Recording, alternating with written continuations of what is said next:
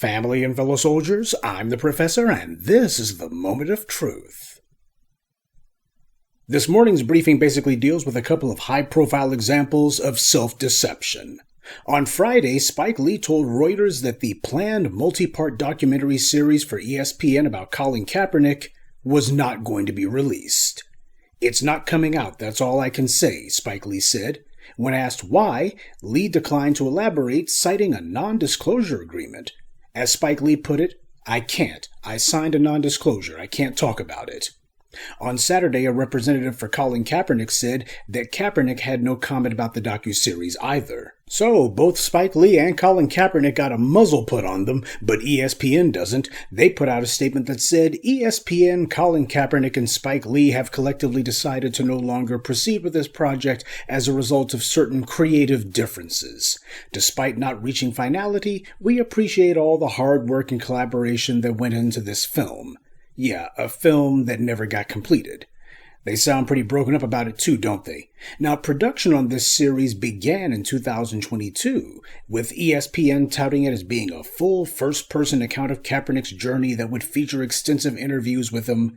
Well, after 3 years, they had to pull the plug on it. 3 years of hard work, all for nothing. 3 years of scraping and struggling, and this is what it came to. But, well, as it turns out, it wasn't exactly 3 years that they were working on this project. A source close to the project said that the decision not to move forward was made last summer and had nothing to do with the NFL, they also had to add. Last September, Puck News reported that the series faced delays amid disagreements between Lee and Kaepernick over the direction of the film. Gee, isn't that supposed to be the job of the director to decide the direction of the film? Anyway, a source close to the project said the decision not to move forward was made last summer and had nothing to do with the NFL. I think I have to throw that in. Because speaking of the NFL, just 2 weeks ago, the National Football League announced that it had acquired a minority stake in ESPN. And ESPN will gain control over NFL Network and the NFL Red Zone Highlights service. And ESPN itself is planning to launch a new direct-to-consumer streaming service that ESPN plans to unveil in the weeks leading up to the next NFL season. Gee, a lot of coincidences there, ain't it? So ESPN's going to be getting its hooks deep into the NFL's own broadcast outlets, and the NFL will now be a part owner of ESPN. The ties between these white media entities is absolutely incestuous. So for all you sports fans out there who have been wondering whatever became of that Kaepernick documentary that Spike Lee was supposed to be talking about making years ago, well, now you know what happened to it. And the writing for this particular project has been on the wall since at least last year. Who knows what creative differences is even supposed to mean, but one thing that it doesn't mean is that these guys were able to get out of their own way. It's a documentary. How much creativity could they possibly have required? Who knows? This project was planning to use the NFL's footage of Kaepernick. It certainly would have needed it for this kind of story to be told. Without it would be impossible. And while the white media is claiming that sources are telling them the NFL had nothing to do with this project, let's get real. This is the same NFL who blackballed Colin Kaepernick to begin with. You truly believe that these guys are sitting there going, yeah, we really want somebody to go ahead and do a long-form story about all the dirty dealings that we were doing, all the rumors, all the gossip, all the innuendo about us, and how we keep these players in line. We really want somebody to go ahead and preserve that for posterity. Do you think the NFL was really eager to go along with that? Or ESPN for that matter? Spike Lee, on the other hand, he's also shown folks in recent years that basically he may not have been as solid as he had led people to believe he was since the 80s and 90s. He was out there caping for Kamala Harris. That's a serious lapse in judgment, if not worse. And I'm sure that he's pals with the executives at ESPN who probably gave some money to Kamala's campaign. And now these same people are catering to the Orange Man because they probably gave him some campaign money too. White power believes in taking both sides of the conversation. Thank you, Neely Fuller. They demonize black athletes and at the same time are making so-called documentaries about them. That's one of white supremacy's favorite moves, to set up win-win scenarios for themselves. They love to pick and choose who the winners are, and the main winner that they want is for themselves to be the ones who win, and for black people in particular to be the ones who lose. And you can bet because it's the white media, they're going to go ahead and try to frame it in such a way to keep the stink off of themselves.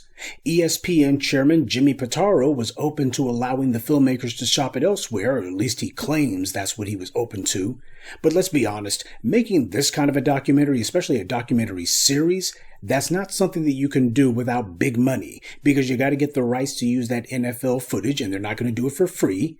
And if you want it to look professional, like something that can compete with other big documentaries, something that doesn't look cheap, then you're going to need a lot of money. And that's where an entity like ESPN comes in. So sure, as a hypothetical, Lee and Kaepernick can shop it somewhere else.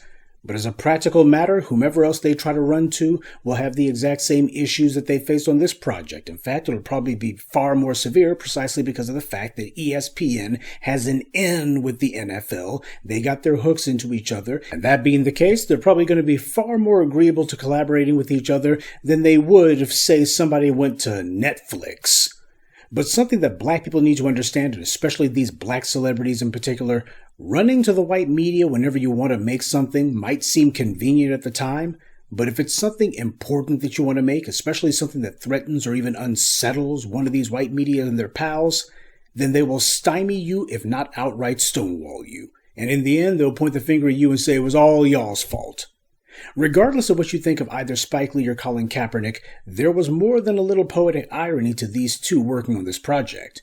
Both of these men work for white media companies. One of them creates content for the white media, while the other one was the content. And they both have taken part in playing a dirty game. I'm not saying that their involvement made either of them dirty, but if you work for the NFL or white media studio, you're part of a dirty business. And while even after everything Spike Lee has said, I still wouldn't categorize him as a traitor necessarily, the reality is that when those white movie people plucked him from obscurity 40 years ago, they didn't just pick him at random. They know when some black person wants something from them, and they've gotten pretty good at figuring out how badly they want it too. This Colin Kaepernick series project may be dead, but who knows? Perhaps Spike Lee can get some white studio to give him the money to make a movie about Kaepernick instead. I'm not entirely sure what the title for something like that should be. Most folks would probably say it should be called Taking the Knee. But given how Kaepernick and Lee have been moving these last few years, I'm inclined to think that a better title would be Bending the Knee instead. Good day, and be one. I'd like to take a moment to mention some of our contributors: General Locks, Kwanzaa JV, Sean, Abram Pruitt, and Williams. Salute to them, and thank you to everyone for listening, liking, and sharing this message. Black empowerment only exists because of you.